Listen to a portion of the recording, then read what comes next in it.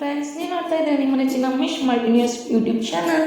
ನಿಮ್ಮ ಜೊತೆ ನಾನಿದ್ದೀನಿ, ನಿಮ್ಮ ಪ್ರೀತಿಯ ಶ್ರುತಿ ಅಂತ ಹೇಳ್ತಾ ನಾನಿವತ್ತು ವಿಡಿಯೋ ಮಾಡ್ತಿರೋ ವಿಶೇಷ ಏನಪ್ಪ ಅಂತ ಹೇಳಿದ್ರೆ, ಇಂದಿನಿಂದ ಮೈಸೂರಲ್ಲಿ ನವರಾತ್ರಿ ಪ್ರಾರಂಭವಾಗಿದೆ. ಸೊ ಮೂಲತಃ ಮೈಸೂರಿನವಳೆ ಆದ ನಾನು ನವರಾತ್ರಿ ಬಗ್ಗೆ ವಿಡಿಯೋ ಮಾಡಲಿಲ್ಲ ಅಂತ ಹೇಳಿದ್ರೆ ತುಂಬಾ ತಪ್ಪಾಗುತ್ತೆ ಅಂತ ಹೇಳ್ತಾ ನಾನು ನವರಾತ್ರಿ ಬಗ್ಗೆ ತಿಳಿಸ್ಕೊಡ್ತೀನಿ. ನಾವು ನವರಾತ್ರಿ ಅಂತ ಹೇಳಿದ್ರೆ ದುರ್ಗಾದೇವಿಯ 9 ರೂಪವನ್ನು ಮಾತೃದೇವತೆಯ ರೂಪದಲ್ಲಿ ಪೂಜಿಸಲಾಗುತ್ತದೆ. ನವರಾತ್ರಿ ಹಬ್ಬದ ಮೊದಲನೇ ದಿನ ಶೈಲಪುತ್ರಿ ದೇವಿಯನ್ನು ನಾವು ಆರಾಧನೆ ಮಾಡ್ತೇವೆ. ಆ 9 ದಿನವೂ ಕೂಡ ನಾವು ಒಂದೊಂದು ದೇವಿಯ ರೂಪವನ್ನು ನಾವು ಆರಾಧನೆ ಮಾಡ್ತೀವಿ. ಅದರಿಂದ ನಾವು 9 ದಿನ 9 ನವರಾತ್ರಿ 9 ನವದುರ್ಗಿಯರನ್ನು ನಾವು ಪೂಜೆ ಮಾಡ್ತೀವಿ. ಮೊದಲನೇ ದಿನ ಶೈಲಪುತ್ರಿ ದೇವಿಯನ್ನು ಆರಾಧನೆ ಮಾಡ್ತೇವೆ. ನವರಾತ್ರಿಯ ಮೊದಲನೇ ದಿನದಿಂದ ಮಾತ್ರವಲ್ಲ, ಜೀವನದ ಪ್ರತಿಯೊಂದು ಸಂದರ್ಭದಲ್ಲೂ ಮುಖ್ಯವಾಗಿ ನಾವು ತಾಯಿಯನ್ನು ಪೂಜೆ ಮಾಡಬೇಕು. ತಾಯಿಯ ಆರಾಧನೆಯು ನಮಗೆ ತಾಳ್ಮೆ, ಧೈರ್ಯ ಮತ್ತು ಶಾಂತಿಯ ಮಾರ್ಗವನ್ನು ತೋರಿಸುತ್ತದೆ. ಅಮ್ಮನ ಅನುಗ್ರಹದಿಂದ ಸಾಧಕನು ಜೀವನದ ಪ್ರತಿಯೊಂದು ಕ್ಷೇತ್ರದಲ್ಲೂ ಯಶಸ್ಸು ಮತ್ತು ತೃಪ್ತಿಯನ್ನು ಪಡೆಯುತ್ತಾನೆ. ಶೈಲಪುತ್ರಿ ದೇವಿಯ ಹೆಸರು ಸ್ವತಃ ಶಕ್ತಿ ಮತ್ತು ಸಕಾರಾತ್ಮಕತೆಯ ಸಂಕೇತವಾಗಿದೆ ಮತ್ತು ನಾವು ಶೈಲಪುತ್ರಿ ದೇವಿಯನ್ನು ಪೂಜೆ ಮಾಡುವುದರಿಂದ ಭಕ್ತನು ಅಪಾರ ಸಂತೋಷ ಮತ್ತು ಶಾಂತಿ ನೆಮ್ಮದಿಯನ್ನು ಪಡೆಯುತ್ತಾನೆ. ಶೈಲಪುತ್ರಿಯ ಅನುಗ್ರಹದಿಂದ ದುಷ್ಟಶಕ್ತಿ ದಮನವಾಗಿ ಒಳಿತು ವಿಜೃಂಭಿಸುತ್ತದೆ. ಶುಭ ದಿನಗಳು ಆರಂಭವಾಗುತ್ತದೆ ಎಂದು ತಾಯಿ ಚಾಮುಂಡೇಶ್ವರಿ ಅಮ್ಮನವರಲ್ಲಿ ನಾವು ಪ್ರಾರ್ಥನೆಯನ್ನು ಮಾಡಿಕೊಳ್ಳೋಣ.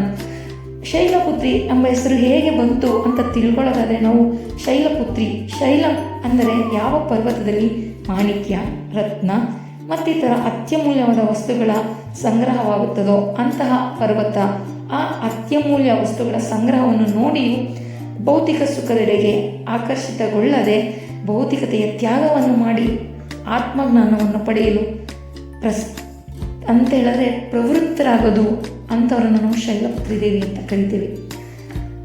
ಇನ್ನು ಶೈಲಪುತ್ರಿ ದೇವಿಗೆ ನಾವು ಒಂದು ಮಂತ್ರ ಕೂಡ ಹೇಳ್ತೀವಿ. ಏನಪ್ಪ ಅಂತ ಹೇಳಿದ್ರೆ, ಯಾ ದೇವಿ ಸರ್ವಭೂತೇಷು ಮಾ ಶೈಲಪುತ್ರಿ ರೂಪೇಣ ಸಂಸ್ಥಿತ ನಮಸ್ತಸ್ಯೆ ನಮಸ್ತಸ್ಯೆ ನಮಸ್ತಸ್ಯೆ ನಮೋ ನಮಃ. ಸತೀದೇವಿ ತನ್ನ ತಂದೆ ದಕ್ಷ ಯಜ್ಞ ಮಾಡುವಾಗ ಆ ಯಜ್ಞಕ್ಕೆ ಹಾರಿ ಆತ್ಮಹತ್ಯೆ ಮಾಡ್ಕೊಳ್ತಾಳೆ.